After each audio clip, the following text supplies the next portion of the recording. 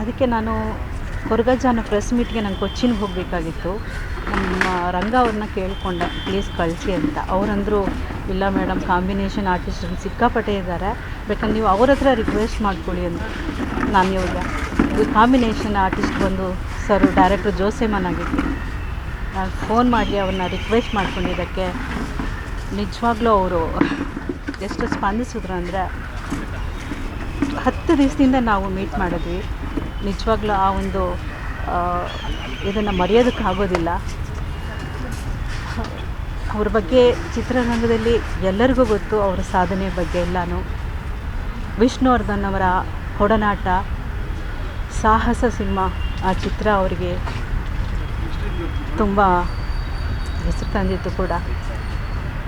ಅಂಥ ಒಂದು ಬಹಳಷ್ಟು ಚಿತ್ರಗಳು, ವಿಷ್ಣುವರ್ಧನ್, ಅಂಬರೀಷು, ರಜನಿಕಾಂತ್, ಹೀಗೆ ತುಂಬ ಒಳ್ಳೊಳ್ಳೆ ಹೀರೋಗಳ ಜೊತೆ ಅವರು ಕೆಲಸ ಮಾಡಿದ್ರು. ತುಂಬ ಒಳ್ಳೊಳ್ಳೆ ಚಿತ್ರಗಳನ್ನ ನಿರ್ದೇಶಿಸಿದ್ರು.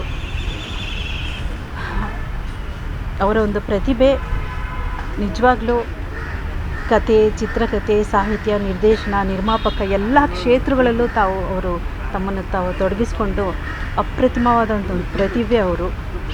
ಅವರೊಂದು ಸಾಧನೆ ನಿಜವಾಗ್ಲೂ ಮರೆಯೋದಕ್ಕಾಗೋದಿಲ್ಲ ಚಿತ್ರರಂಗಕ್ಕೆ. ನಾನು ಅವ್ರ ಚಿತ್ರಗಳಲ್ಲಿ ಬಹಳಷ್ಟು ಚಿತ್ರಗಳನ್ನ ನಟಿಸಿದ್ದೀನಿ.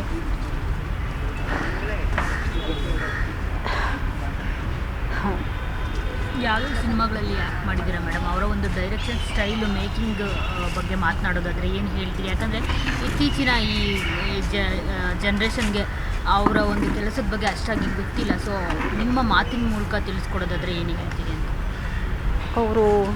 ಅವರ ಜೊತೆ ನಾನು ಪ್ರೇಮ ಜ್ಯೋತಿ ನನ್ನ 2ನೇ ಚಿತ್ರ ಆಗಿತ್ತು.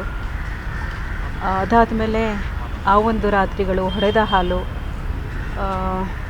ಚಂಡ ಪ್ರಚಂಡ, ಆಮೇಲೆ ಲಾಸ್ಟಲ್ಲಿ ರವಿವರ್ಮ ಅಂತ ಒಂದು ಪಿಕ್ಚರ್ ಮಾಡಿದೆ ವಿಷ್ಣುವರ್ಧನ್ ಅವರ ಜೊತೆಗೆ. ತುಂಬ ಒಳ್ಳೆಯ ಚಿತ್ರ, ತುಂಬ ಹಿಟ್ಟಾಯಿತು ಆ ಚಿತ್ರ. ಅವರ ಒಂದು ಕಮೆಂಡಿಂಗ್ ನೇಚರು ಇಡೀ ಟೀಮನ್ನು ಅವರು ಕಂಟ್ರೋಲಲ್ಲಿ ಇಟ್ಕೊಳ್ತಿದ್ರು. ಅಂಥ ಒಂದು ಗತ್ತು, ಪ್ರತಿಭೆ ಅವರಲ್ಲಿತ್ತು. ಎಲ್ಲಿ ಪ್ರತಿಭೆ ಇರುತ್ತೋ ಆ ಒಂದು ಗತ್ತು ತನ್ನಾಗಿ ತಾನಾಗೆ ಬರುತ್ತೆ. ನಿಜವಾಗ್ಲೂ ತುಂಬ ಧೈರ್ಯವಂತರು, ತುಂಬ ದೈವತ್ವ ಉಳ್ಳಂಥ ವ್ಯಕ್ತಿತ್ವ ಅವ್ರದ್ದು. ಬಹಳಷ್ಟು ಇದೆ ಅವ್ರ ಬಗ್ಗೆ ಹೇಳ್ಕೊಳ್ಳೋಕ್ಕೆ. ಬಟ್ ಈ ಒಂದು ದುಃಖನ ತಡ್ಕೊಳಕ್ಕಾಗ್ತಿಲ್ಲ. ಆಲ್ ಆಫ್ ಎ ಸಡನ್ ಈಗಿದ್ದವ್ರು ಇನ್ನು ಸ್ವಲ್ಪ ಹೊತ್ತಿಗೆ ಇಲ್ಲ ಅಂದರೆ ನಿಜವಾಗ್ಲೂ ಇದು ಅನ್ಪ್ರಿಡಿಕ್ಟಬಲ್ ಅನಿಸುತ್ತೆ ಈ ಒಂದು ಜೀವನ. ನಿಜವಾಗ್ಲೂ ಅವರ ಕುಟುಂಬಕ್ಕೆ ಆ ಭಗವಂತನ ಆ ಶಕ್ತಿ ಕೊಡಬೇಕು.